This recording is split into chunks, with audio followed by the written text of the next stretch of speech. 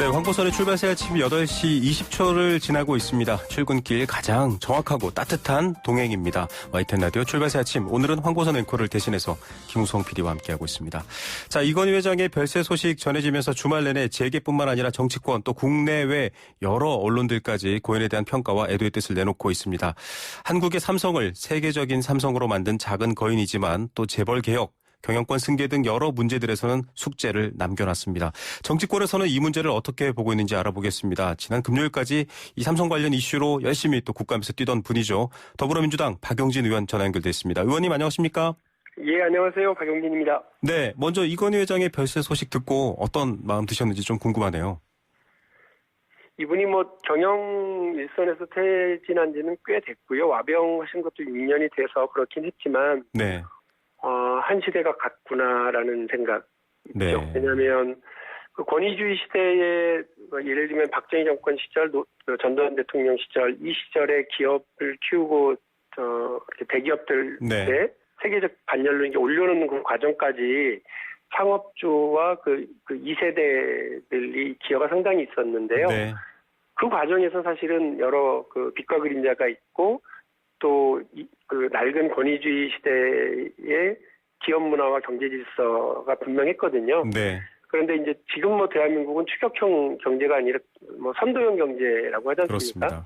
네. 네. 그래서 세계적인 경제 규모를 이끌고 있는 나라인데 거기에 맞는 새로운 경제 리더십을 보여줘야 될 필요가 있어요. 이게 우리 기업인들에게 있는 과제거든요. 네, 이제 우리 이건희 회장의 별세와 동시에 이제 3세대, 4세대로 완전히 다른 사람들이 이런 경제 리더십으로 기업을 이끌겠구나. 그렇게 해주기를 정말 기대를 하고 있고요. 네. 기대가 큽니다. 애도의 마음과 함께 기대가 있습니다. 네, 기대. 사실 한 시대가 지나갔다라는 표현에 많은 분들이 고개를 끄덕하셨을 것 같습니다.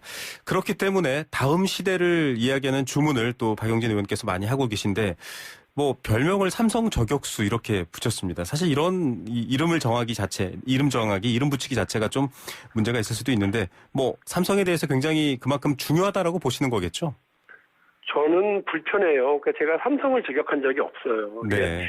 오히려 삼성이라고 하는 기업이 얼마나 우리 국민 경제에 소중한지 잘 알고 있고요. 네. 특히나 저는 삼성전자 망하면 대한민국 경제 망한다. 그렇게 오히려 주장을 하고 다녔기 때문에 그렇죠. 이런 기업들이 더 잘 되게 하기 위한 이런 노력을 한 건 있죠. 그리고 개인의 일탈과 불법 이런 특혜 이런 거는 당연히 바로잡아야 될 일이라서 이재용이라고 하는 개인과 삼성전자, 삼성그룹이라고 하는 기업은 다른 문제입니다. 네. 그래서 오히려 이재용 부회장한테도 기대하는 바가 그런 겁니다. 과거에 방금 말씀드린 것처럼 특권과 특혜, 반칙과 불법 이런 것들로 점철되어 왔었던 일에서 이제 벗어나서 지금 재판 중이니까요. 그 재판들 잘 받고 책임져야 될 거 책임지고 그러면서 대한민국이 새로운 리더십을 한번 경제 리더십을 보여주면 그리고 오히려 더 존경받는 사람으로 거듭날 수 있다고 저는 생각을 합니다. 네.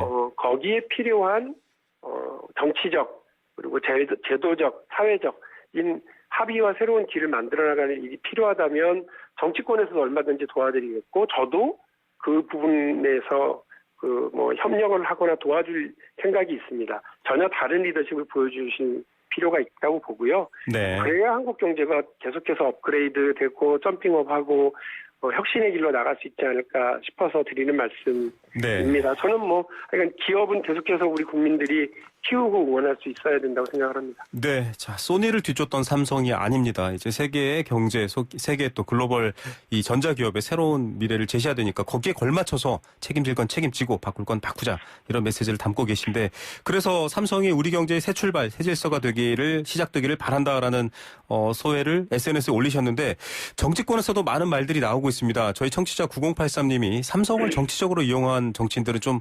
반성하십시오라고 이렇게 메시지를 보내주고 계시는데 벌써부터 여야의 입장도 다릅니다. 또 여러 가지 민주당의 입장도 세부적인 차이가 있는데 정치권의 입장들 어떻게 보셨습니까? 저는 여전히 사실은 이건희 회장이 얘기했던 그 정치는 사류다라고 하는 말이 귀에 맴돌아요. 그러니까 제가 지금 새로운 시대가 왔고 새로운 경제 리더십을 보여줘라고 부탁을 드렸습니다만 세대 교체가 가장 필요한 것은 오히려 정치권이고요. 네. 새로운 리더십을 구축하고 보여줘야 될 것이 있다고 그러면 그 정치 리더십이고 저희들도 많이 분발하고 반성해야 된다고 생각을 합니다. 네. 사실은 그 우리나라 대한민국을 지난 70년 동안 관료 집단이 이끌어왔던 때도 있고요. 네. 기업 집단이 이끌어왔던 때도 있고 네. 정치 집단이 이끌어왔던 때도 있는데 지금은 이 세 집단 다 어떤 뭐 확고한 리더십을 가지고 우리 사회를 이끌어가고 있느냐는 그렇지 못한 것 같아서요. 더 분발해야 된다고 생각하고 이건희 회장의 이 부고 소식과 이 추모 기간 동안 대한민국 전체가 지금 어디쯤 왔는지 다시 한번 그 정치권도 경제계도 또 우리 관료계도 다시 한번 돌아보면서 분발하고 새 출발을 다짐하는 이런 게 필요하다고 봅니다. 실제로 우리가 할 수 있다 생각하고 스스로 노력하게 되면 전혀 다른 모습을 보여주는 건 우리의 역사가 보여줬던 길이기도 하거든요. 네. 그래서 오히려 이건희 회장의 부고 소식에 삼성에 그리고 혹은 이재용 부회장한테 던지는 새로운 새 출발, 새로운 질서 이거는 우리 정치권이 더 가다듬어야 될 자기 혁신의 각오가 아닐까 이런 생각을 하고 있습니다. 네, 정치는 사류, 관료는 삼류, 기업은 이류였는데 지금 기업은 인류로 많이 올라섰습니다. 정치와 관료도 변화해야 된다라는 메시지까지 섞여 있는데요. 더불어민주당 박용진 의원과 이야기 나누고 있습니다. 또 정무위에서 삼성 관련 이슈 공정한 경제 이슈로 맹활약하고 계신데요. 의견 주실 분들 샵 0945번 50원의 유료 문자입니다. 또 유튜브에서도 보실 수 있습니다. 의견 많이 주시면 좋을 것 같습니다. 공정, 객관, 정의, 양심 모두 갖춘 진정한 정치인 박용진 이런 7681님이 사연 주셨네요. 응원해 주시는 분들도 많지만 또 그만큼 공격도 많이 받으실 것 같아요. 저요? 네.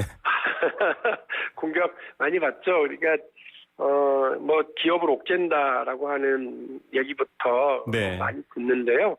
사실은 그 기업을 옥죄는 게 아니라 재벌 총수와 그 일가들의 반칙 행위에 대해서는 그거는 뭐 우리 사회의 질서를 흐트러뜨리는 일이기 때문에 네. 반드시 지적해야 되고요. 또 기업을 운영하다 보면 사람이 운영하다 하는 거니까 생겨나는 여러 문제점들이 있죠. 이런 것을 국제적 기준에 맞도록 하는 것이 정치가 해야 될 역할 중에 하나라고 생각을 합니다. 네.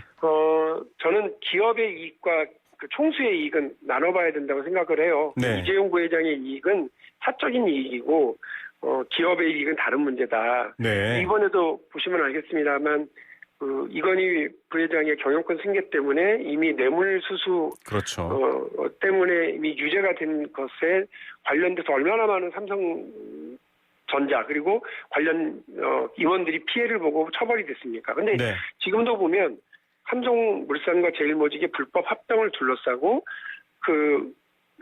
증거자료를 은폐하는 일들 때문에 벌써 8명이 형사처벌을 당했고 네. 이번에 불법 합병과 관련해서 10명이 또 기소가 됐습니다. 네. 이분들 글로벌 인재들이에요. 네. 이 훌륭한 글로벌 인재들과 삼성의 시스템이 동원돼서 왜 이재용 부회장의 사적 이익을 위해서 거기에 이바지하다가 불법 행위를 하고 처벌받아야 되는지, 왜 그 뛰어난 인재들이 삼성 바이오로직스 공장 바닥 뜯어내고 거기다가 네. 노트북 숨기고 하는 일에 동원됐어야 하는지를 네. 국민들은 이해하지 못하는 거죠. 그래서 네. 저는 기업의 이익은 기업의 이익이고요. 총수 개인의 이익을 위해서 이런 분들이 동원되거나 기업의 이익이 훼손되는 일은 막아야 된다. 그게 우리 기업을 위하는 길이라고 생각합니다. 네, 이건희, 이재용 이분들이 아니라 국민의 기업인 삼성을 위해서 일할 수 있도록 좀 바꾸자 이런 얘기인데 재벌개혁법 어디까지 와 있습니까? 재벌개혁이라고 해서 딱 무슨 법이 있는 건 아니고요. 네. 다양한 법들이 이렇게 네네. 있는데 지금 이제 그 상법 개정안이 올라가 있고요. 또 공정경제 3법이라고 그래서 상법, 공정거래법, 금융그룹 감독법 이렇게 3개 법안이 네. 있는데 이 법안들이 이번 정기국회에서 여야 간에 잘 협의가 되고 사회적 정치적 합의가 만들어져서 잘 통과되기를 기대하고 있고요. 국민 여러분들께서 많이 응원해 주시면 고맙겠습니다. 네, 재벌이라는 말이 영어 사전에도 있습니다. 참 독특한 한국적 상황을 좀 개선하자 이런 얘기도 있습니다. 금요일 날 저희 또 이동영의 뉴스 정례승부에서도 이야기해 주셨는데 삼성증권 이 100억대 네. 불법 대출을 했다. 공여라는 표현으로 지금 이제 공식적으로 쓰이고 있는데 개인 금고처럼 썼다 이 말이잖아요. 이거 어떻게 될까요? 원래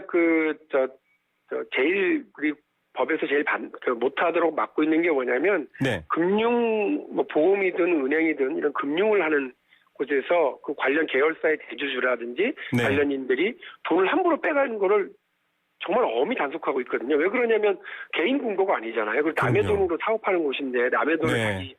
자기 이익을 위해서 빼가고 그러면 안 되지 않습니까? 네네. 그래서 이걸 엄격하게 금지하고 있는데 한두 푼도 아니고요. 네. 삼성 계열사의 임원들이 무려 100억대에 네. 가까운 돈을 대출받아서 나간 거예요.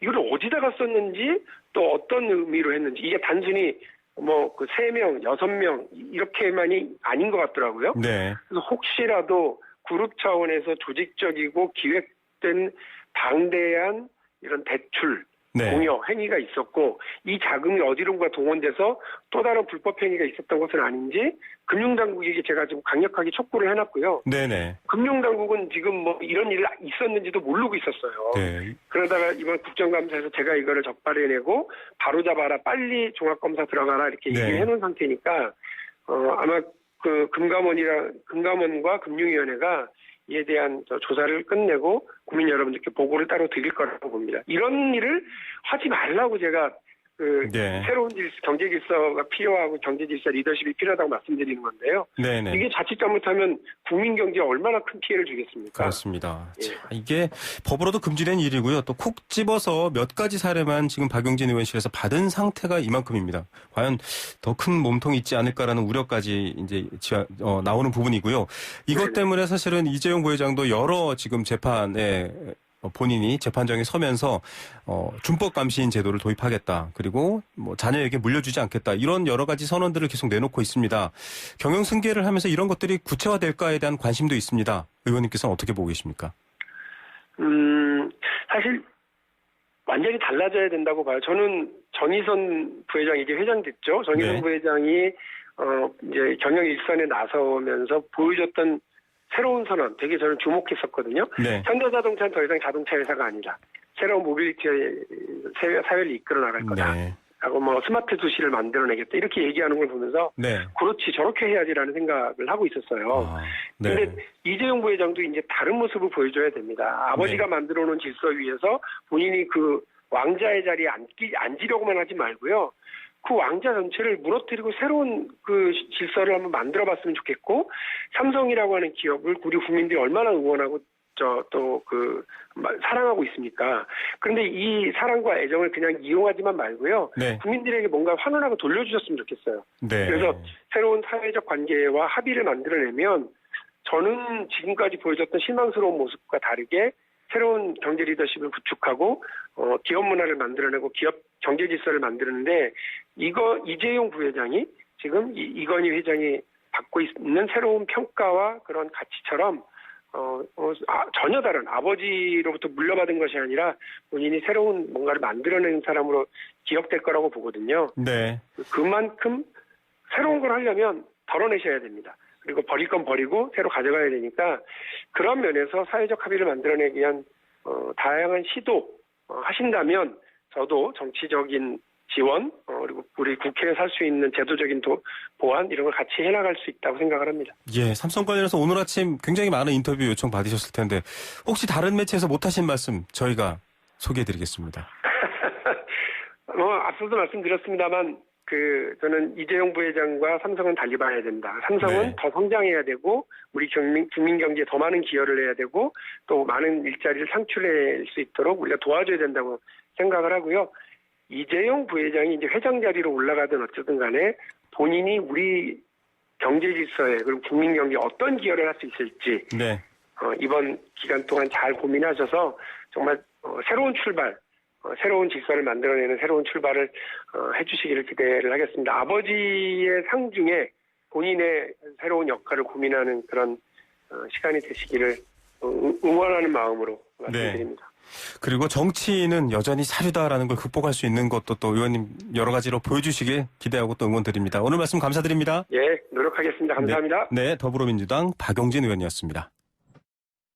네, 오늘 아침, 오늘 하루를 천천히 바라보면서 들을 소식 다 듣고 갈 수 있는 시간 바로 YTN 라디오와 함께 하시면 됩니다. 황보선의 출발새 아침, 박원석의 밑줄 굉장히 인기 코너인데요. 박원석 전 정의당 의원 모시고 이어가겠습니다. 네, 안녕하세요. 네. 자, 저희 출연하신 지 얼마 안 됐는데 평가가 굉장히 좋습니다. 이슈를 꼼꼼히 잘 짚어주신다. 그리고 여러 가지 맥락들을 잘 이어서 이해할 수 있게 해준다. 이런 평가가 있더라고요. 저도 사실은 청취자 입장인데 오늘은 잠시 이제 하루 대신해서 왔지만 어떠세요, 감회가?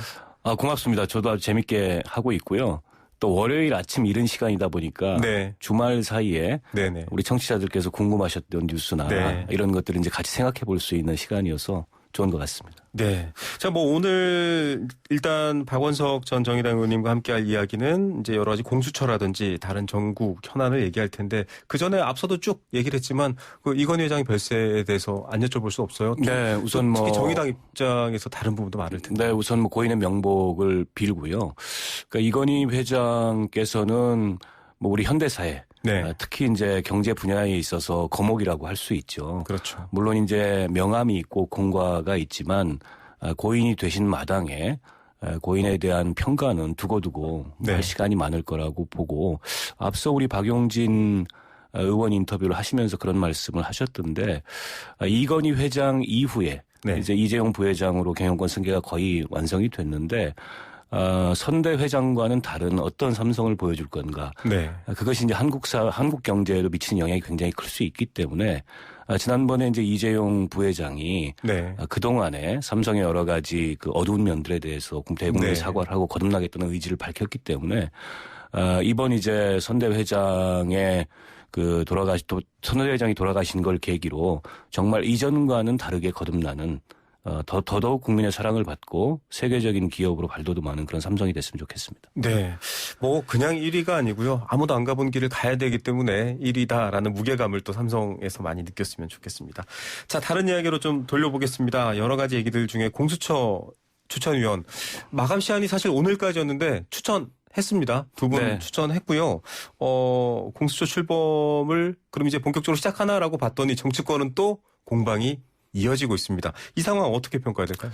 우선 이제 현행 공수처법에 따르면 7명의 공수처장 후보 추천위원을 구성을 해서 네. 그 7명 중에 6명이 그렇죠. 찬성을 하는 후보 2사람을 네. 최종적으로 대통령께 올려서 그중에 네. 1명을 대통령이 이제 공수처장으로 임명을 하게 되는데요. 추천위원 구성을 보면 정부 쪽 위원이 3명이고요. 네. 법무부 장관, 법원 행정처장, 그리고 대한변호사협회 회장. 네. 그리고 여야가 각각 2명씩 이렇게 추천을 합니다. 맞습니다. 결국에 7명 중에 6명이 찬성을 해야 되기 때문에 네.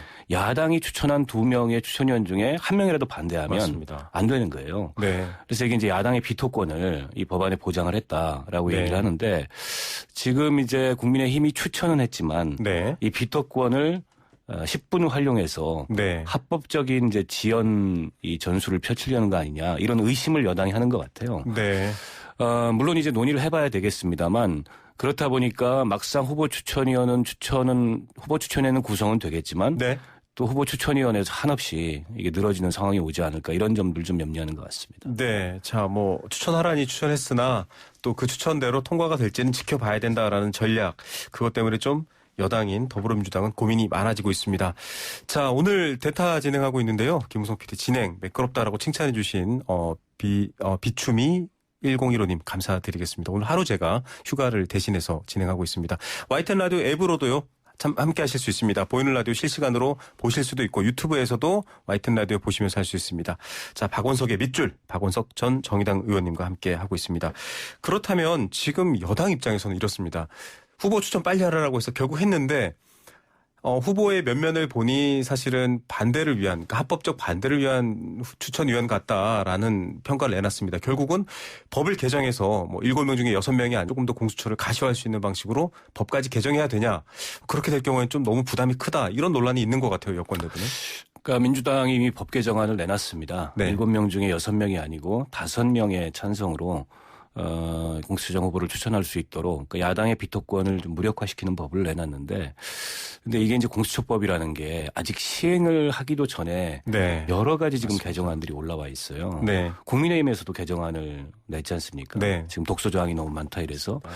그래서 공수처법이 사실은 굉장히 어떻게 보면 좀 기구한 그런 운명에 처해 있는데 저는 어떤 법도 시행하기 전에 법을 개정하는 거는 바람직하지 않다고 생각합니다. 네.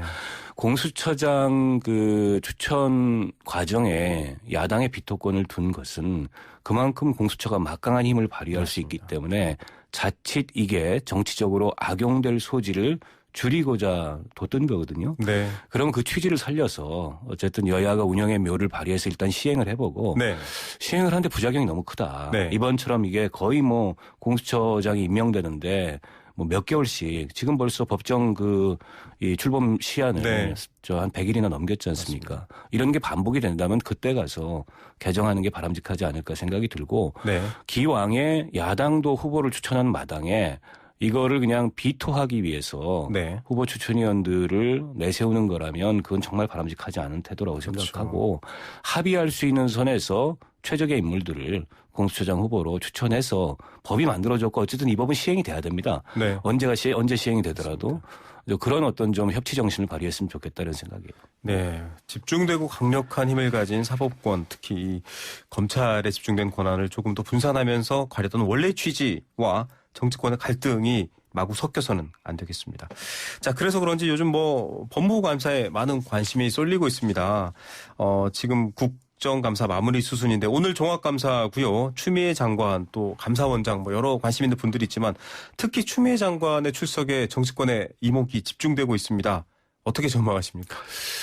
뭐 지난번 윤석열 총장이 대검 국감 때 나와서 예상은 어느 정도 됐지만 네. 예상보다 더 수위 높은 발언들을 그렇죠. 많이 했어요. 네. 굉장히 화제가 되고 있는데 그날 뭐 그 국정감사 시청률이 거의 10%에 네. 달했다는 그런 기록도 있던데요. 아마 오늘 추 장관이 출석을 하게 되면 정반대 상황이 좀 연출이 되지 않을까 싶습니다. 네. 그 당시에는 이제 추 장관의 수사지휘권 행사에 대해서 위법 부당하다라는 네. 인식부터 시작해서 작심하고 윤석열 총장이 얘기를 쏟아냈는데 오늘 마찬가지로 수사지휘권 문제가 논란이 안 되겠습니까? 야당은 네. 공격을 취할 거고 여당은 그렇죠. 방어를 할 텐데 윤 총장의 그런 항변에 대해서 추 장관이 네. 어떤 입장을 취할 건가? 아마도 지금까지 국회에서 추 장관이 여러 현안에 대해서 답변해왔던 그런 흐름으로 봤을 때 네. 굉장히 강경한 발언들이 나오지 않을까. 네. 그래서 또 한 번 국회 상임위에서 윤 총장과 추미애 장관이 간접 충돌하는 그런 네. 모습이 나타나지 않을까 싶습니다. 예. 자, 여러 가지 공방들 예상되실 텐데요. 오늘 밑줄 긋고 살펴볼 첫 번째 주제, 바로 극강의 존재감을 보인 윤석열 총장입니다. 이 여권의 유력 정치인들도 지금 러브콜을 보냈습니다. 뭐 여러 표현에서 여왕벌부터 시작해서요. 지금 당장 오셔도 된다. 뭐 이런 홍준표 전 무소속 의원이죠. 홍준표 전 대표의 얘기도 나오고 했는데 일단 의원님께서는 어떻게 보세요? 지금 윤석열 총장의 행보가 좀 정치적이다 아니다 이 평가에 대한 논란도 많습니다. 뭐 그건 정치적이라면 정치적이라고 볼 수도 있고요. 네네. 또 뭐 정치적이라는 게 본인이 정치를 하겠다는 뜻은 아니지 않느냐. 네. 이렇게 본다면 또 그렇게 볼 수도 있을 것 같은데 아무튼 그날 이제 국정감사는 그동안에 크고 작은 여러 가지 그 법무부 장관과의 대립이 있었지만 네. 줄곧 그 별다른 입장 없이 침묵을 지켜왔는데 네. 국정감사 자리를 염두에 두고 작심하고 준비를 해서 자기 네. 하고 싶은 말들을 다 한 것 같아요. 근데 그중에 가장 논란이 컸던 게 총장은 장관의 부하가 아니다. 이 네. 논란이 있지 않습니까? 누구도 사실은 부하라는 그 말을 쓰지 않았는데 윤 총장 스스로가 부하라는 말을 썼어요. 네. 과연 그 부하라는 표현이 적절했는지는 좀 의문이고. 근데 우리 정부조직법이나 그 검찰청법을 보더라도 네. 검찰 사무의 최고 지휘 감독자는 법무부 장관이라고 그렇죠. 되어 있습니다. 네. 그러니까 부하라는 게 어떤 뭐 본건적 그런 관계가 아니라면 네. 직무상의 상하 관계를 의미하는 것이라면 네. 총장은 장관의 부하가 맞죠. 네.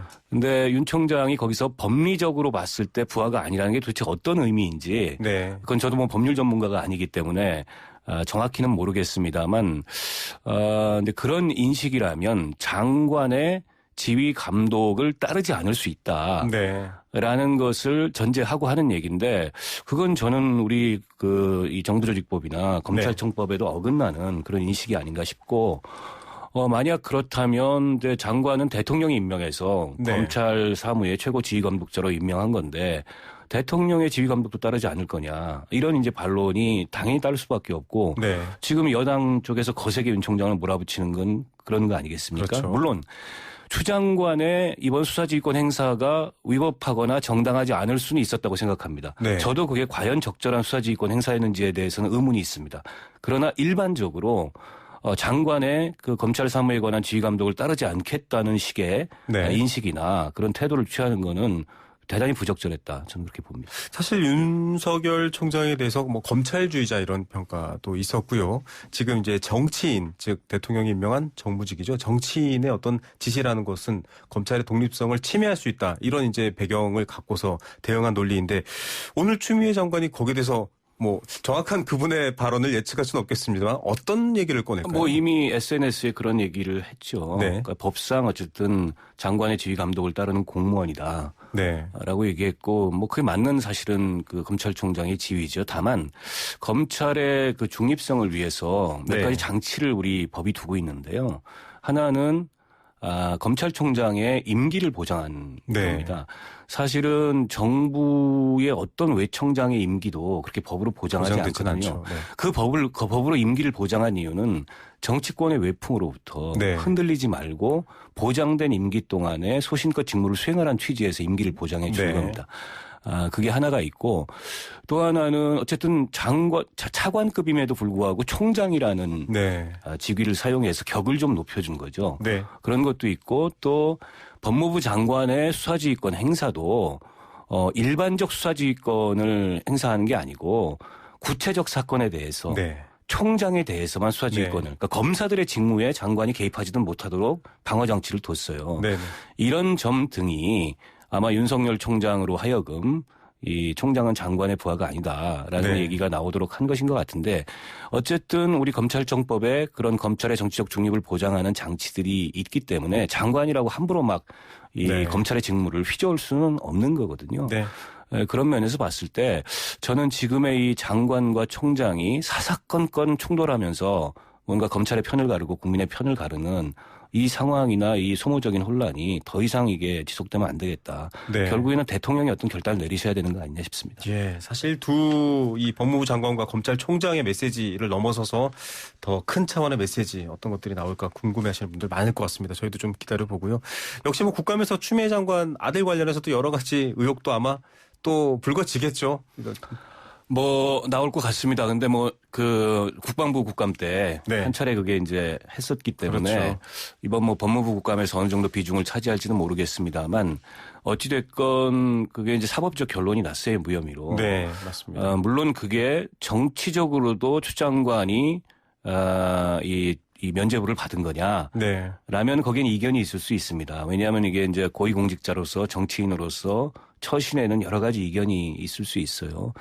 근데 이제 그보다 오늘 더 논란의 초점이 될 만한 사안은 이 수사지휘권 행사가 과연 적법하고 또 타당했느냐 여기에 네. 대한 논란이 클 것 같은데 저는 개인적으로 그렇습니다. 그 라임 사건에 대해서 지금 검사들의 접대 네. 향응 의혹이 제기됐기 그렇죠. 때문에 그에 대해서 뭔가 부실한 점이 있었다면 검찰총장이 또 그거를 예를 들어서 제대로 수사하도록 지휘를 못 내린 책임이 있다면 그에 대해서는 뭐 수사지휘권 행사가 있을 수도 있다고 보지만 그게 과연 총장을 아예 수사에서 배제하는 방식이 타당한 거냐 이런 네. 의문이 하나 있고요. 또 한 가지는 가족들 그동안에 제기됐던 의혹을 또 네. 고소고발과 관련된 수사를 구체적으로 적시를 해서 이거는 수사에서 총장한테 보고만 하라 했는데 네.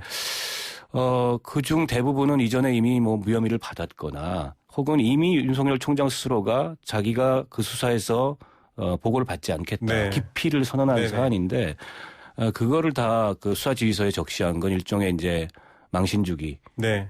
그걸 통한 찍어내기.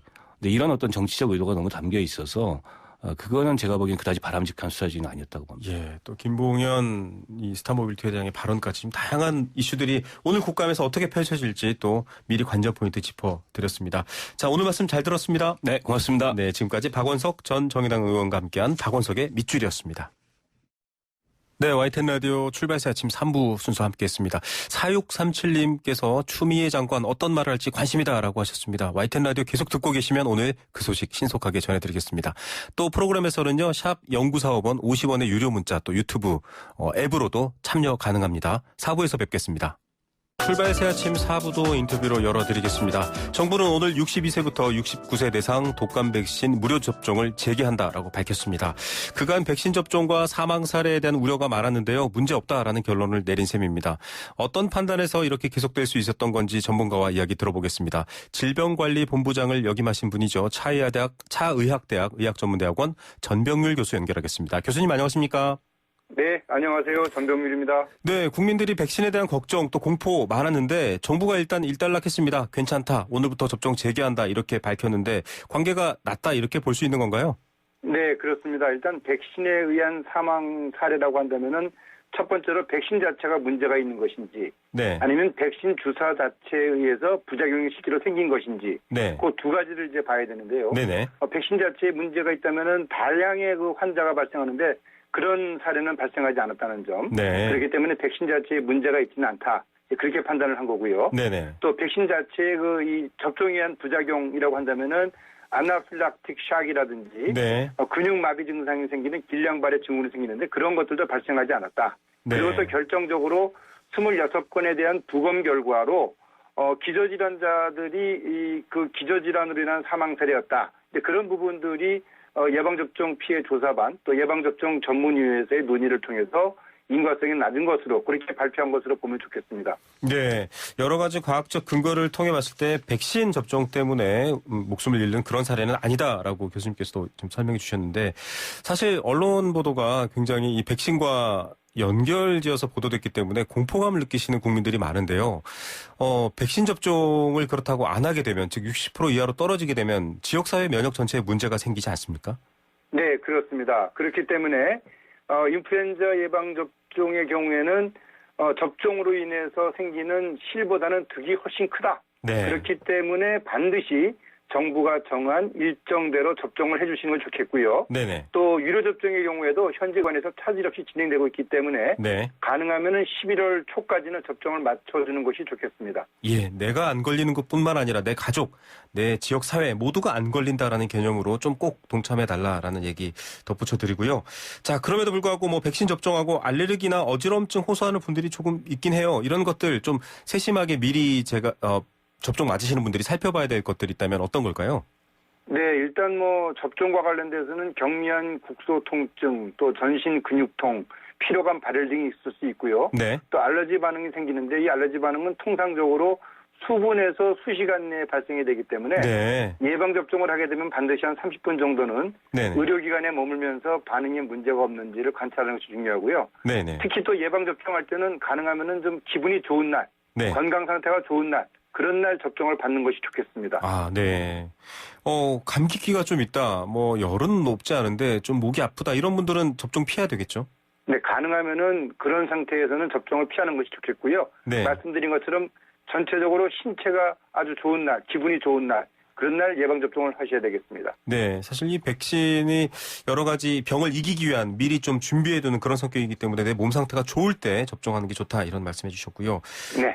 독감 백신 맞으시는 분들이 어제 주사 맞았어 괜찮아 이렇게 말씀하시는데 그렇지 않죠. 이게 백신을 맞고 언제쯤 효과가 나타나는 건가요?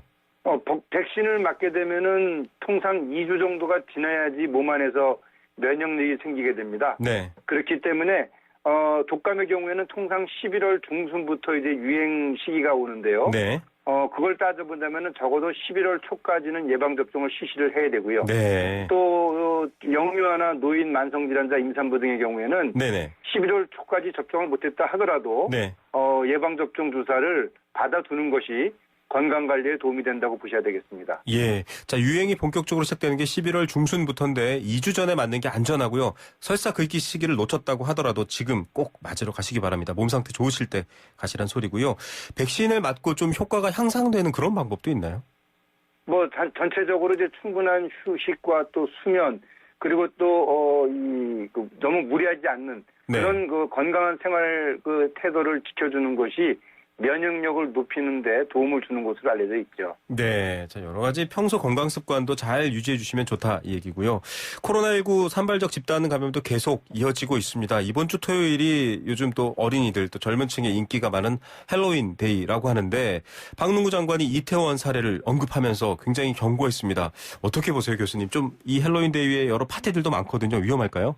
네, 아무래도 이 코로나는 사람들이 많이 모이고 또 밀폐 이런 그 환경에서 많이 발생을 하게 되죠. 네. 과거 이태원발 그 집단 감염 사례가 기억이 나는데요. 네네. 매년 할로윈 기간 동안에 한 10만 명 정도의 인파가 이태원에 몰린다고 했습니다. 따라서 금년에도 혹시 그런 그 클럽이라든지 그런 유흥시설에 젊은 분들이 많이 모일 수가 있는데요. 네. 이번에는 좀 각별히 좀 유념하시고 또 방역 수칙을 철저히 지켜주는 노력을 해주셔야 되겠습니다. 예, 지금까지 만들어져 있는 여러 방역 수칙들 잘 지키면 또 그나마 좀 덜하지 않을까 이런 생각하면서도 걱정이 되기도 합니다.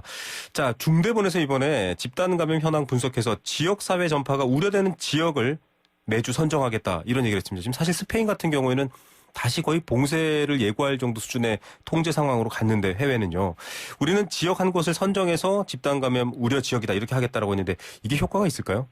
네, 아무래도 그동안의 발병 사례를 보게 되면은 주로 뭐 요양원이라든지 또는 뭐 병원이라든지 네. 또 종교시설 뭐 이런 데서 지금 집중적으로 환자가 발생을 하고 있지 않습니까? 네. 그렇기 때문에 그런 위험시설이나 또는 실제로 환자가 많이 발생한 지역을 선별적으로 지정을 해서 네. 그 해당 지역에서의 각별한 주의를 취하도록 하는 것은 적절한 조치다. 저는 이제 그렇게 생각을 하고요. 네네. 특별히 그런 지역에서는 지자체가 중심이 돼서 시설 종사자라든지 지역 주민들을 대상으로 해서 의심 증상이 있게 되면 또 단체적으로 검사받는 것도 대단히 중요하다고 보고 있습니다. 네.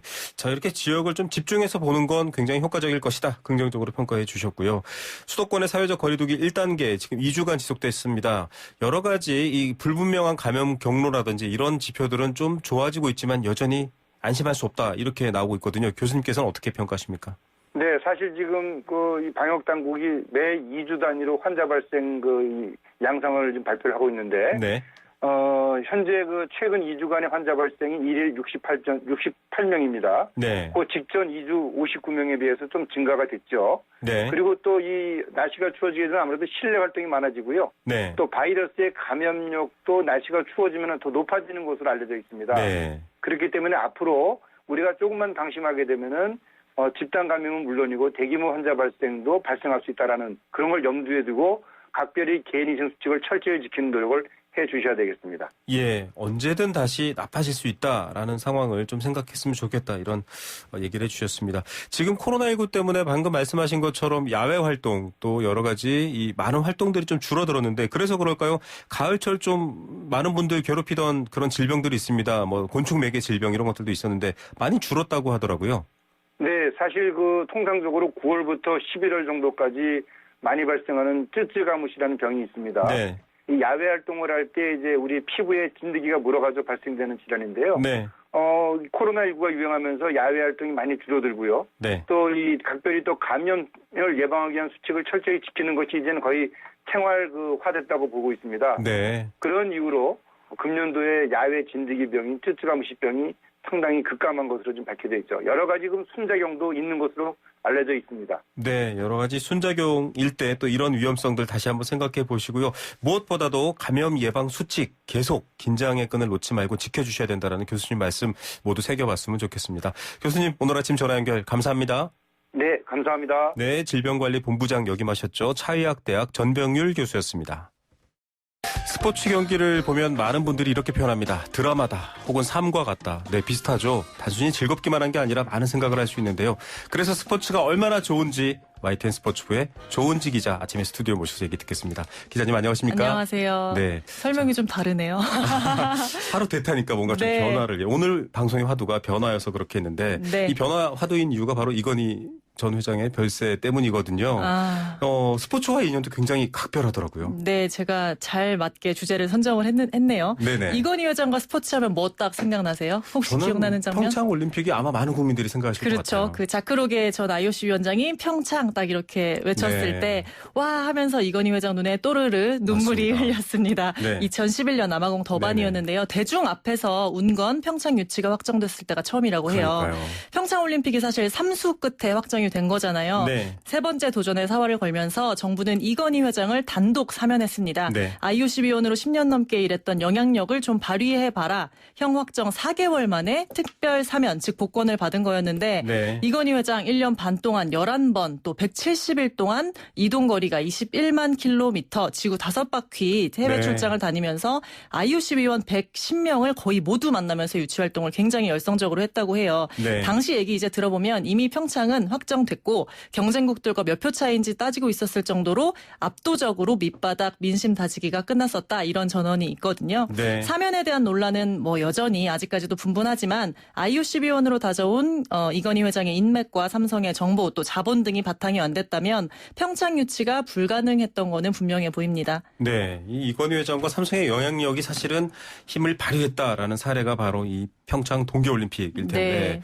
프로스포츠에서도 삼성을 빼놓을 수가 없어요. 삼성이 없는 프로 종목이 없을 것 같기도 그렇죠. 하고요. 없죠. 네. 야구, 축구, 농구, 배구 네. 다 있습니다. 특히 야구에 이건희 회장이 관심을 보이면서 네. 1982년 프로 원년부터 2001년까지 삼성 라이온즈 구단주를 하기도 했어요. 네. 전폭적인 통큰 지원으로 초반부터 이제 삼성이 명문 구단으로 자리매김하는데 이제 큰 역할을 했고요. 네. 스포츠를 또 경영 철학으로도 자주 애용을 했습니다. 네. 최선을 다하고 정정당당하게 싸우며 규칙과 에티켓을 존중하는 스포츠 정신이야말로 우리 사회에 필요한 덕목이자 가치다라고 수차례 강조한 걸로 알려져 있습니다. 네, 그냥 스포츠를 뭐 적당히 본인의 정치력이 네. 이용하는 게 아니라 진심으로 스포츠를 사랑해줬다 이런 생각이 들어요. 그렇죠. 그래서 그런지 비인기 종목에서는 키다리 아저씨였다. 네. 사실 키가 좀 작으신데. 네.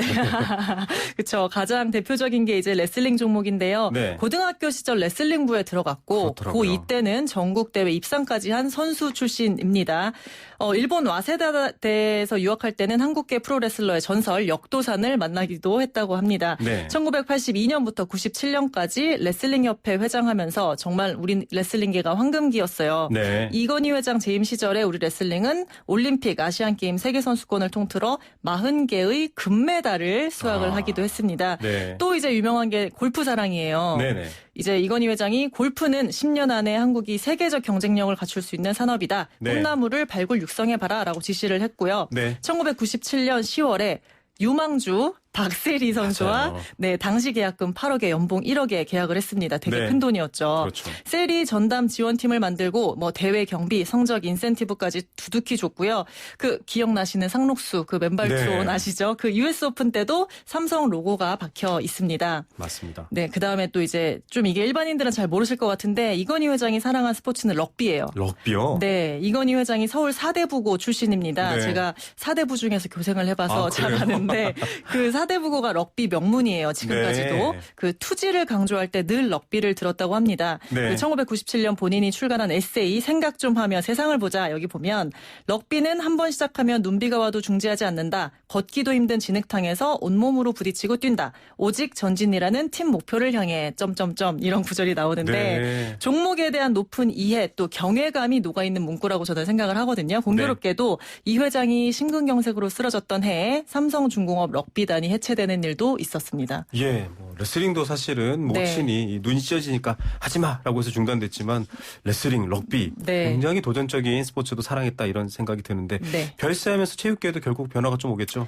사실 오랫동안 병원에 누워 계셨잖아요. 네. 스포츠계에서는 이미 삼성 스포츠단의 뭐 이상 기류라고 할까요? 그런 게 감지가 됐습니다. 네. 이재용 회장이 사실 스포츠에 큰 관심이 없어요. 아, 네. 네, 야구만 좀 좋아하는 것 같다 뭐 이 정도 얘기가 있는데 네. 사실상 이제 오너가 관심이 없으니까 당연히 군살빼기 그렇죠. 할 수밖에 없죠. 기업 구단 또 전통의 명가인데 사실 요즘 웬만한 삼성팀의 성적이 좋지는 못합니다. 네. 줄줄이 허리띠 졸라매는 분위기고요.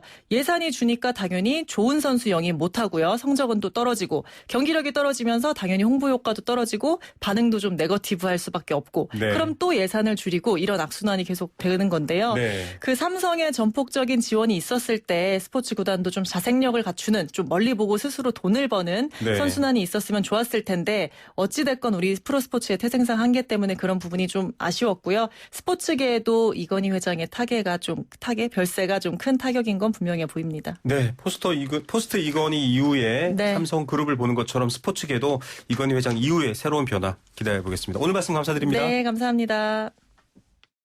내일은 황보선 앵커가 돌아옵니다. 지금까지 김우성 PD였습니다. 들어주셔서 감사합니다.